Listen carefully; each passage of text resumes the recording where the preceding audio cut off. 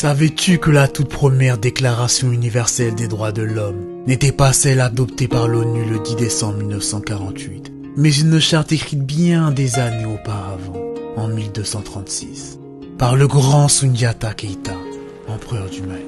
Laisse-moi te raconter.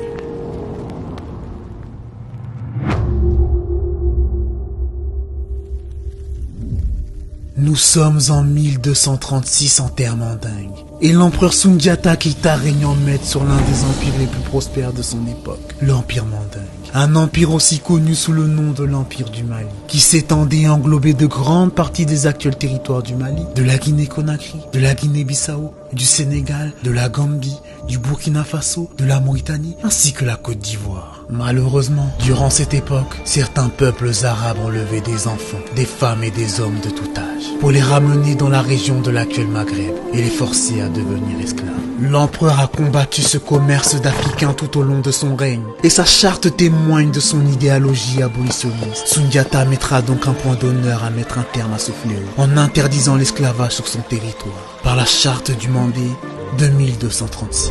La charte reconnaît des droits égaux pour tous, une justice équitable pour tous, et ça, peu importe ton origine, ta religion, ton ethnie ou ton statut social, que tu sois ressortissant de l'Empire ou pas. À travers cette charte qui servira au monde comme toute première déclaration des droits de l'homme, l'empereur Soundiata Keïta a mis en place une monarchie constitutionnelle. La charte se décline en 7 chapitres et 44 articles, transmis dans un premier temps à l'oral par la confrérie Djeli des chasseurs. Puis elle sera finalement retranscrite à l'écrit dans les années 70 par les intellectuels Wakamisoko et Youssouf Tata Cissé. L'UNESCO finira par inscrire la charte du Mandé sur la liste du patrimoine culturel immatériel de l'humanité en 2009.